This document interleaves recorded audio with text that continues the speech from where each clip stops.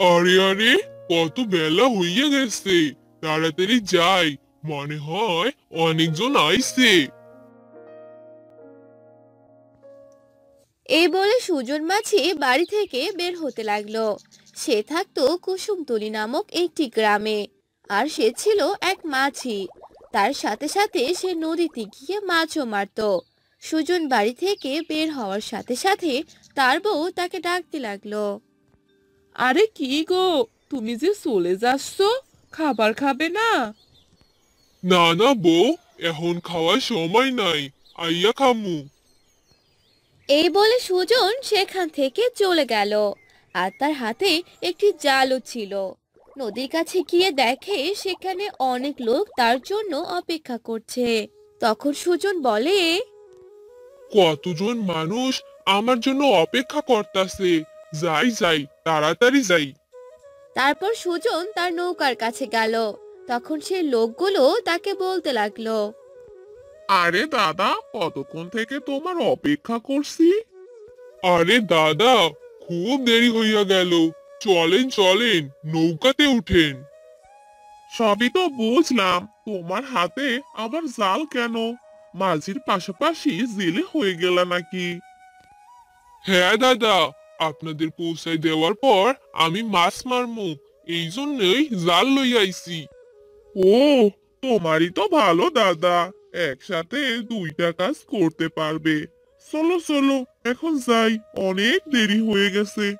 তারপর সুজন নৌকা চালাতে লাগলো আর তাদেরকে পৌঁছে দিল। আর মাছ মেরে বাড়িতে চলে এলো। আর সুজন তার বউকে ডাকতে লাগলো। গিন্নি, ও গিন্নি, দেখো আজ কতগুলো মাছ লইয়া আইছি। দেখি দেখি, কতগুলো মাছ পেলে? আরে তাই তো, আজকে তো তুমি অনেকগুলো মাছ পেয়েছো। দাও দাও, আমি বরং এগুলো রান্না করি। হ, এই নাও। তারপর সুজনের বউ সে মাছগুলো নিয়ে রান্নাঘরে চলে গেল আর রান্না করতে লাগলো। এভাবে তাদের ভালোভাবে দিন যাচ্ছিল। আর একদিন সুজনের বউ সুজনকে বলল, আমি আমার বাপের বাড়ি চলে গেলাম, মাকে অনেক দিন থেকে দেখি না। তুমি তো সেদিনই গেলা, আবার যাইবা মানে? সেদিন আর কোথায়, 2 দিন পার হয়ে গেছে। আমি অত কথা শুনতে চাই না, বুঝলে তুমি? আমি চললাম। এই বলে সুজনের বউ সেখান থেকে চলে গেল। তখন সুজন বলতে লাগলো, কি বউরে বাবা, আমাকে একবার যেতেও বললো না। আমি আর আমি আর কখনো শ্বশুর বাড়িতে যাবই না। এই বলে সুজন তার নৌকার কাছে চলে গেল। তখনই সেখানে একটি মহিলা এলো আর সুজনকে বলতে লাগলো, এই যে দাদা, শ্যামলপুর গ্রামে যাবেন? সেটা তো অনেক দূরে, ওইখান থেকে বাসায় ফিরতে ফিরতে আমার তো অনেক দেরি হয়ে যাবে। চলেন না দাদা, আমার যে ওই গ্রামে যেতেই হবে। আমি আপনাকে বেশি টাকা দিব, তবুও চলেন। তারপর সুজন সেই মহিলাটিকে নৌকাতে উঠিয়ে নিল। আর তারা যেতে লাগলো। যেতে যেতে সন্ধ্যা হয়ে গেল আর তারা পৌঁছে গেল। তখন সুজন বলল, এই যে, আমরা আপনার গ্রামে চলে এসেছি। এই নেন আপনার টাকা। তারপর সুজন সেই মহিলার কাছ থেকে টাকা নিল আর সেখান থেকে চলে আসতে লাগলো। তখনই সুজন ভাবতে লাগলো, আমি বরং এখান থেকে কিছু মাছ তুলি, দেখি মাছ পাওয়া যায় কিনা। এই দিক তো কোনোদিন আসিনি, ভালোই হলো, মাছও পেতে পারি। এই বলে সুজন আসতে লাগলো আর জাল ফেলতে লাগলো। আর ভালোই মাছ পেল। আরে বাহ, ভালোই তো মাছ পেলাম। এইখানে তো অনেক মাছ। যাই, মাছ মারতে মারতে বাসায় যাই। মাছও হলো, বাসায়ও যাওয়া হলো। তারপর সুজন সেইখান থেকে আসতে লাগলো আর মাছ মারতে লাগলো। আর অনেক রাত হয়ে যেতে লাগলো। তখনই সুজন বলতে লাগলো, যাই, এখন বাড়িতে যাই, অনেক রাত হয়ে গেছে। আর মাছ মারতে হবে না। তখনই সেই সময় অনেক জোরে জোরে সমুদ্রের ঢেউ আসতে লাগলো। এত জোরে ঢেউয়ের কারণে সুজনের হাত থেকে জালটি পড়ে গেল।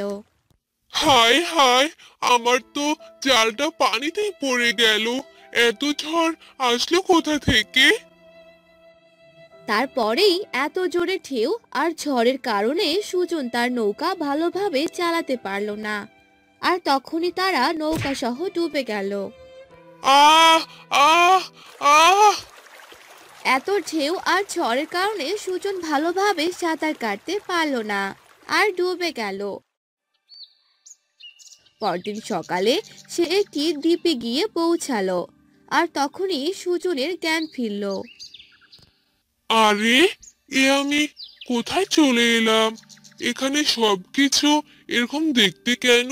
সবকিছু সোনালী রঙের, একদম মাটি সহ। সুজন কিছুক্ষণ অবাক হয়ে আশেপাশে তাকাতে লাগলো। সবকিছু এরকম সোনালী রঙের দেখে সুজন খুশিতে আত্মহারা হয়ে উঠল আর চারপাশ ঘুরে ঘুরে দেখতে লাগলো। এমন সময় সাগরের তীর থেকে এক জলপরী সাদৃশ্য হলো।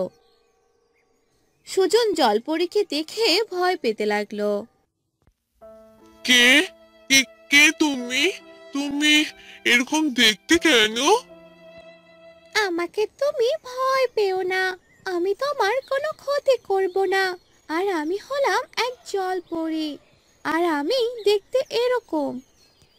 ও, তুমি জলপরী? আমি জলপরীর কথা অনেক শুনেছি, আর আজ নিজের চোখেই দেখলাম। জলপরী আসলেই অনেক সুন্দর দেখতে।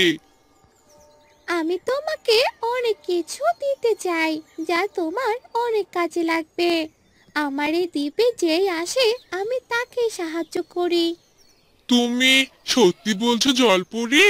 তুমি আমাকে অনেক কিছু দিবে? হ্যাঁ, সত্যি দিব। এই বলে সে জলপরী সুজনকে এক হাড়ি স্বর্ণ মুদ্রা আর একটি সোনার নৌকা দিল। এসব দেখে সুজন অনেক খুশি হয়ে গেল। আরে, সোনার নৌকা, এত সুন্দর, আরো এতগুলো স্বর্ণ মুদ্রা! তোমায় অনেক ধন্যবাদ জলপরী, আমাকে এত কিছু দিয়ে সাহায্য করার জন্য। তুমি এগুলো নিয়ে চলে যাও, এগুলো তোমার অনেক কাজে লাগবে। এই বলে জলপরী সেখান থেকে চলে গেল। আর সুজনও সেইগুলো জিনিস আর সোনার নৌকা করে বাড়িতে চলে এলো। আর সুজন তার বউকে সব ঘটনা খুলে বলল। এসব তুমি কি বলছো গো? এসব কিছু আমাদের? হ্যাঁ গো গিন্নি, এ সবই আমাদের। এখন থেকে আমাদের আর কোনো অভাব থাকবে না। তুমি ঠিক কথাই বলেছো গো। এরপর থেকে সুজন ও তার বউ সুখে শান্তিতে দিন কাটাতে থাকে। তাদের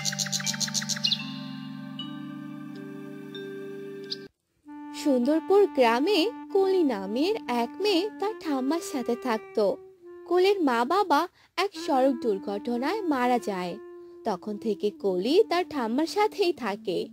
কলির বাবার অনেক সম্পদ ছিল, তাই কলিকে অনেক ছেলে বিয়ে করতে চাইতো। আসলে কলির সম্পত্তির প্রতি অনেকের লোভ ছিল। একদিন, ঠাম্মা, ও ঠাম্মা, আমার একা একা বাসায় ভালো লাগছে না, আমি একটু নদীর পাড় থেকে ঘুরে আসি।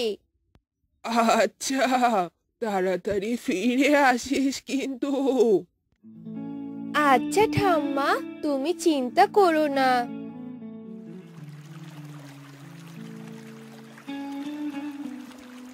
এরপর কলি নদীর পাড়ে যায় আর সেখানে গিয়ে বসে বসে সময় কাটায়। কলি রোজ বিকেলে সে নদীর পাড়ে যেত। একদিন কলি বাড়িতে ফিরছিল, তাকে এক ছেলে রাস্তায় দেখতে পায়। ও মা, এত সুন্দর মেয়ে! কে এই মেয়ে? দেখি তো পিছু পিছু গিয়ে।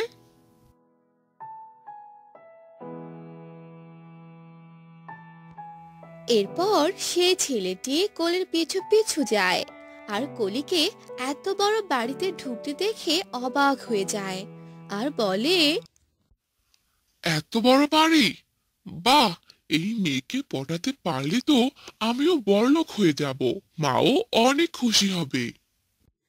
এ কথা বলে ছেলেটি চলে যায়। আর কলি বাসায় গিয়ে তার ঠাম্মাকে ডাকতে থাকে। ঠাম্মা, ও ঠাম্মা, কোথায় তুমি? আমাকে খেতে দাও।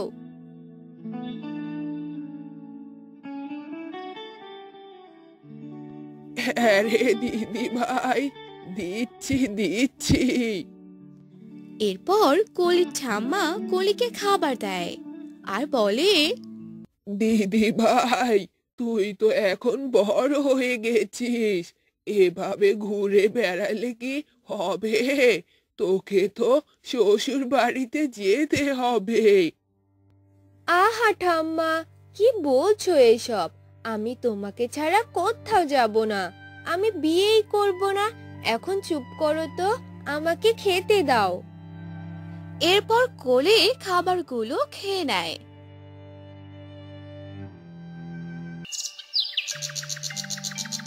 পরের দিন বিকেলে কোলি আবারও সে নদীর পাড়ে যায়।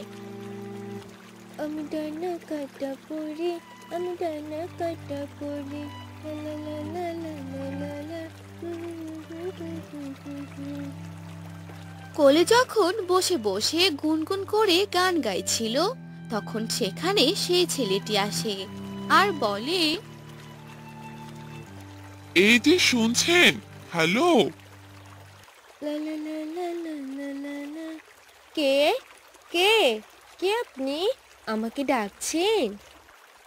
হ্যাঁ, আপনাকে ডাকছি। আপনার নাম কি জানতে পারি? আপনি কি এখানে রোজ আসেন? আমার নাম কলি। হ্যাঁ, রোজ আসি। কিন্তু আপনি কে? আমাকে এসব জিজ্ঞেস করছেন কেন? না, মানে আমি রাজু। আপনি অনেক সুন্দর। গতকাল দেখলাম আপনি এখান থেকে যাচ্ছেন, আজও এসেছেন। আপনাকে আমার খুব ভালো লেগেছে, তাই ভাবলাম একটু কথা বলি। ও আচ্ছা, এই ব্যাপার। ঠিক আছে, আজ আসি। কলি লজ্জা পেয়ে সেখান থেকে চলে যায়।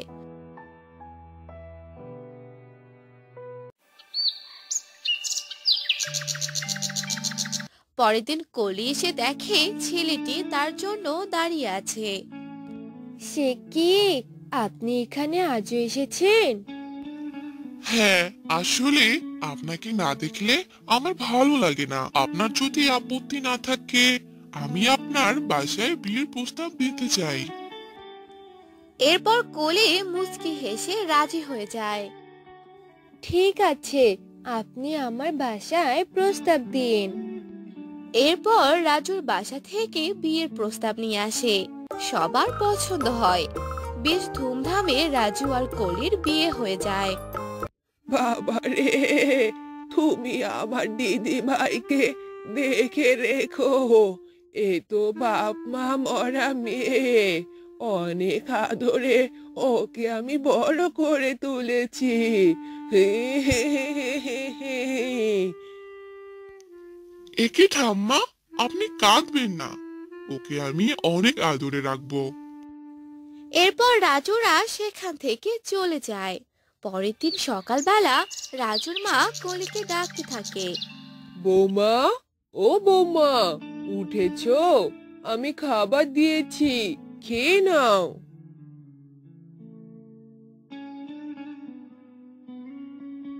এ কি মা, আপনি কষ্ট করে রান্না করতে গেছেন কেন?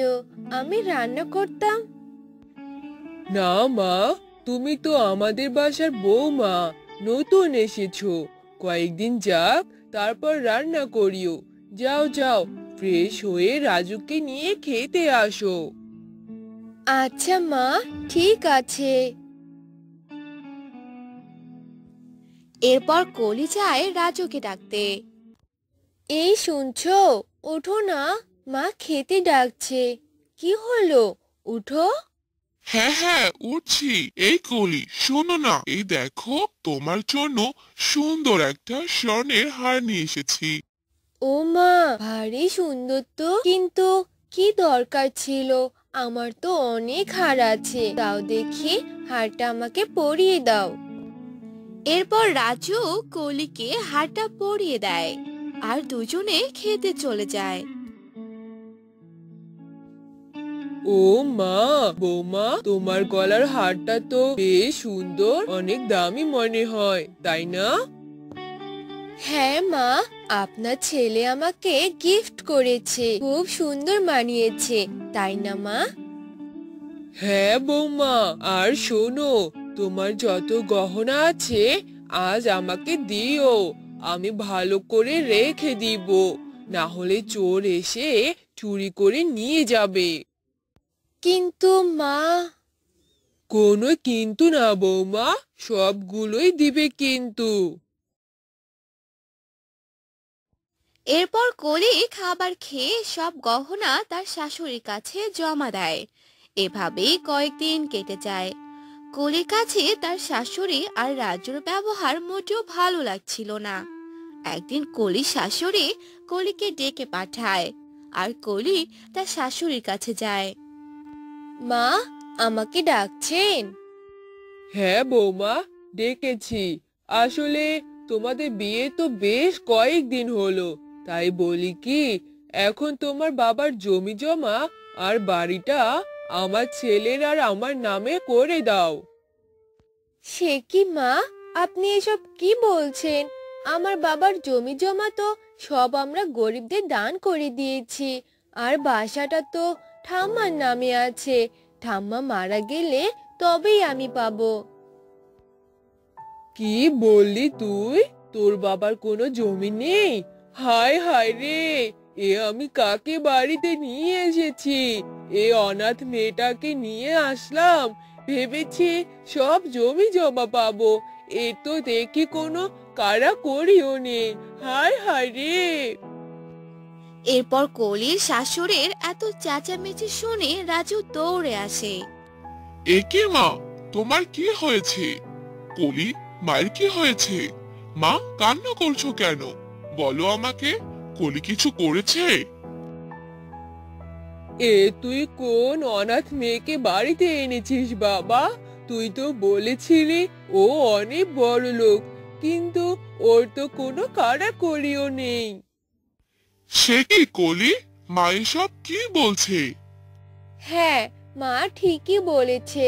আর তোমরা এমন করছো কেন? আমি তো কিছুই বুঝতে পারছি না। আরে, তোকে কিচ্ছু বুঝতে হবে না, তোকে বিয়ে করাই আমার ভুল হয়ে গেছে। যা, বাড়ির সব কাজ আজ থেকে তুই করবি। এরপর থেকে কলি বাড়ির সব কাজ করে। রাজু আর তার মা মিলে কলিকে অনেক অত্যাচার করতে থাকে।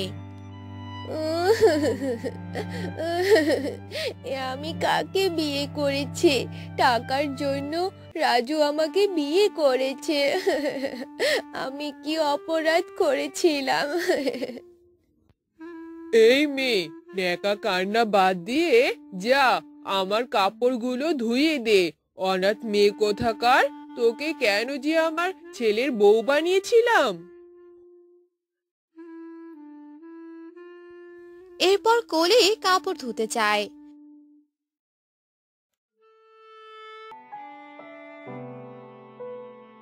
এদিকে রাজু কলিকে অনেক ডাকতে থাকে, কিন্তু ও শুনতে পায় না। কিছুক্ষণ পর সে ঘরে যায়। এই, তোকে যে কখন থেকে ডাকছি, শুনতে পাসনি? হারামজাদি কোথাকার, আজ তোর একদিন কি আমার একদিন। এই নে হারামজাদি। আহ, আমাকে মেরো না, ছেড়ে দাও আমাকে। ও, আমার খুব লাগছে, আমাকে ছেড়ে দাও, মেরো না আমাকে।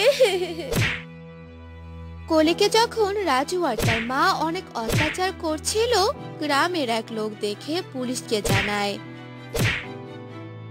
আর পুলিশ এসে দেখে রাজু আর তার মা কোলের হাত পা বেঁধে মারছে। এ দেখে পুলিশ রাজু আর তার মাকে ধরে নিয়ে যায়।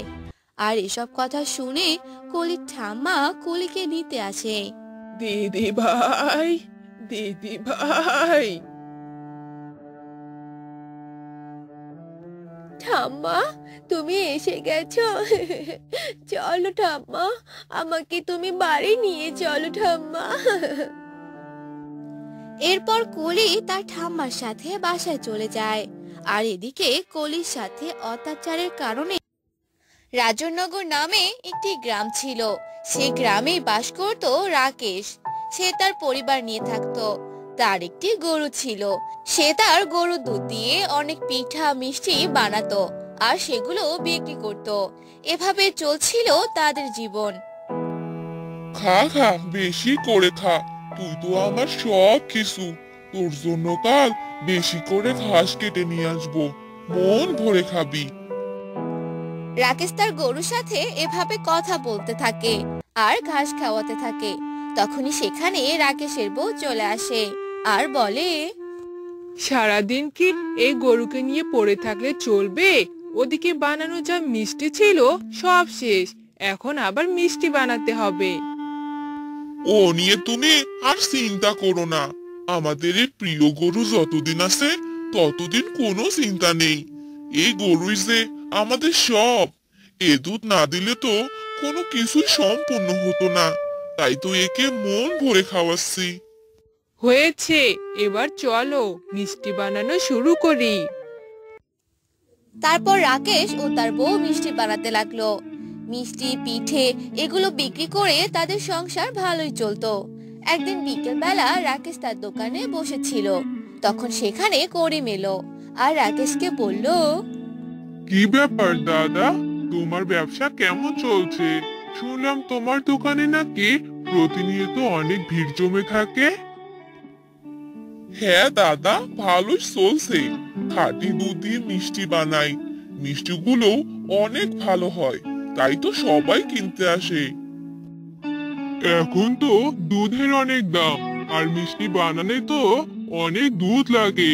তা তুমি এত দুধ কোথা থেকে পাও? আরে দাদা, তুমি যে কি বলো না, কোথা থেকে আর পাবো? সবই তো আমার প্রিয় গরুটাই দিচ্ছে। কি বলো, তোমার গরু আছে? আগে তো জানতাম না। চলো চলো, তোমার গরুটা দেখেই আসি। তারপর রাকেশ করিমকে তার বাড়িতে নিয়ে আসে আর গরু দেখাতে লাগে। তখন করিম মনে মনে বলে, আরে, গরুটা তো দেখছি অনেক স্বাস্থ্যবান আর অনেক বড়। তাই তো বলি, রাকেশ দাদার দিন এত ভালো যাচ্ছে কি করে? কি ব্যাপার দাদা, তুমি কোনো কথা বলছো না যে? আরে হ্যাঁ হ্যাঁ, তোমার গরুটাই দেখছিলাম। বেশ ভালোই আছে তোমার গরুটা। তাহলে থাকো দাদা, আমি এবার বাড়িতে যাই। আচ্ছা দাদা, ঠিক আছে। তারপর করিম রাকেশের বাড়ি থেকে চলে যেতে থাকে আর মনে মনে বলতে থাকে, যে করেই হোক আমার এই গরুটা চুরি করতেই হবে। এই গরু বিক্রি করলে আমি অনেক বড় লোক হয়ে যাব। যেই বলা সেই কাজ। 2-3 দিন কেটে যাওয়ার পর করিম কিছু লোক নিয়ে রাকেশের বাড়িতে যায়।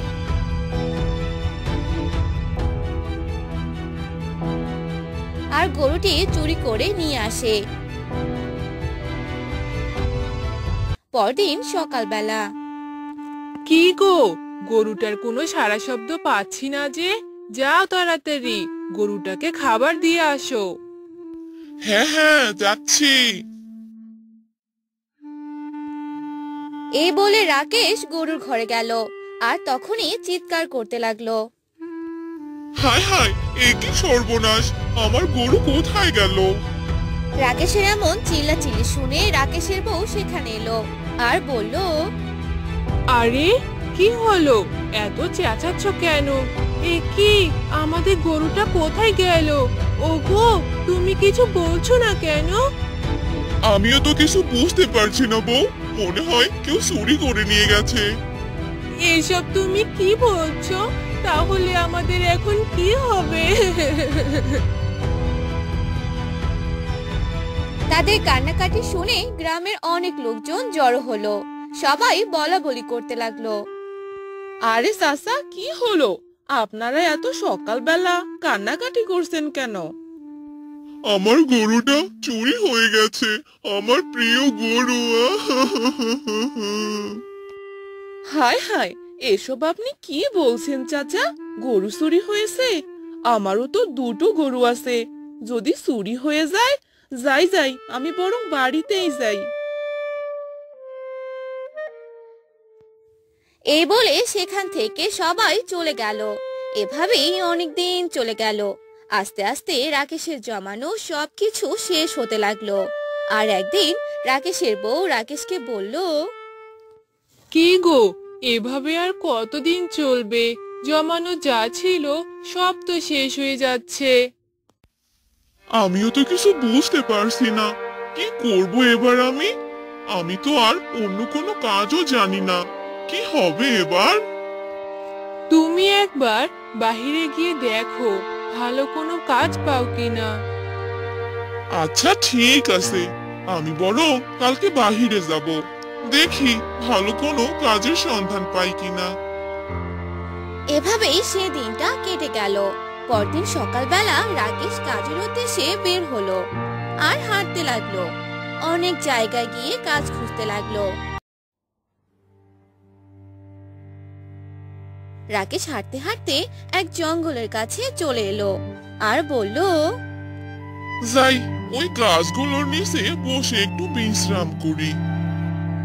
এ বলে রাকেশ সে গাছগুলোর নিচে গেল আর বিশ্রাম নিতে লাগলো। এমন সময়ে রাকেশ সেখানে ঘুমিয়ে পড়ল। কিছু সময় পর রাকেশের ঘুম ভাঙলো আর তখনই সে একটি ছোট বাছুরকে দেখতে পেল। আরে এ কি, এই বাছুরটি কার? আর এখানে বা এলো কিভাবে? আমার পাশে এভাবে বসে আছে। আয় আয়। এই বলে রাকেশ গরুটিকে ধরলো আর তার শরীরে একটি দড়িও ছিল। রাকেশ আশেপাশে ভালো করে তাকাতে লাগলো, কিন্তু কোথাও কোনো বাড়ি দেখতে পেল না। এখানে তো কোনো বাড়িও দেখতে পাচ্ছি না, তাহলে এই বাছুরটি কার? রাকেশ অনেকক্ষণ সে গরুকে নিয়ে অপেক্ষা করতে লাগলো, কিন্তু কেউ এই গরুকে নিতে এলো না।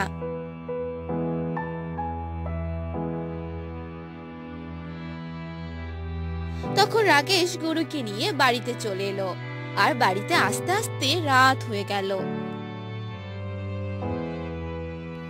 বউ, ও বউ, তাড়াতাড়ি দরজা খোলো।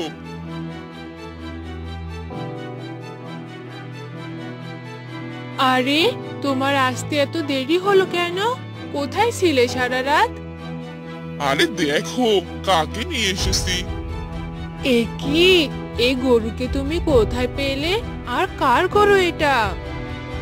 তখন রাকেশ সব ঘটনা খুলে বলল।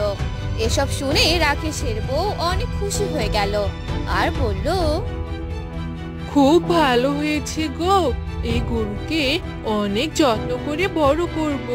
যাও যাও, ওকে বরং ঘরে রেখে আসো। তারপর রাকেশ সেই গরুটাকে ঘরে রেখে দিল। এভাবেই দিন যেতে লাগলো।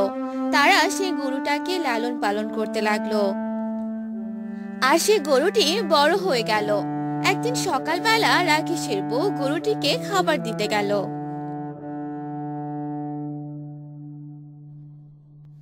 হায় হায়, গরুকে দেখতে এমন লাগছে কেন? পুরো শরীর তো সোনালী কালার হয়ে গেছে। এ আমি কি দেখছি? ওগো, কোথায় গেলে? তাড়াতাড়ি এসে দেখো। তখনই সেখানে রাকেশও চলে আসে আর গরুকে দেখে অবাক হয়ে যায়। আর তারা দুজন গরুকে নিয়ে বলাবলি করতে থাকে। তখনই সেই গরুটি কথা বলতে থাকে।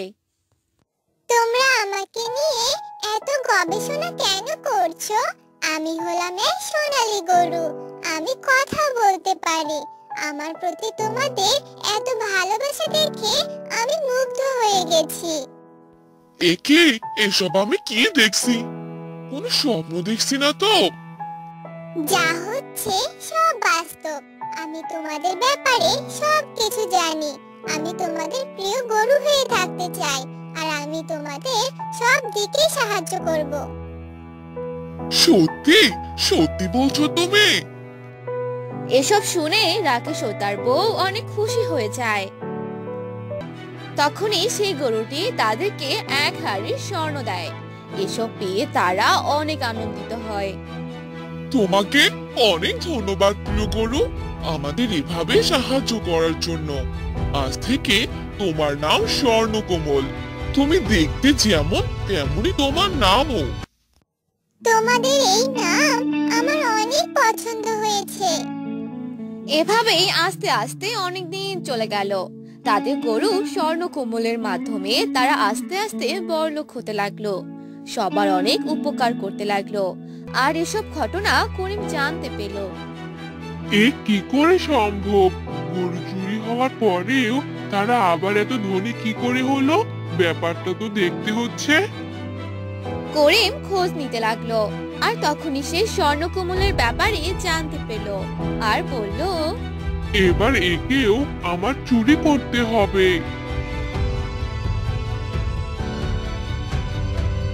পরদিন রাতেই করিম একা রাকেশের বাড়িতে গেল আর গরুটিকে চুরি করতে লাগলো।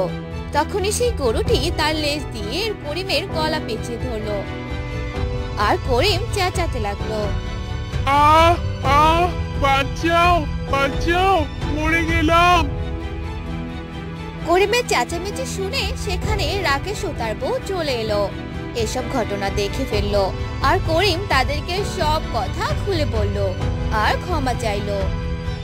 স্বর্ণকমল, এবারের মতো করিমকে মাফ করে দাও। ও আর কখনো এরকম কাজ করবে না। তারপর স্বর্ণকমল করিমকে ছেড়ে দিল, আর করিম দৌড়ে পালিয়ে গেল। আর অন্যদিকে রাকেশ ও তার বউ তাদের প্রিয় গরু স্বর্ণকমলকে সাথে নিয়ে সুখে শান্তিতে জীবন কাটাতে লাগলো।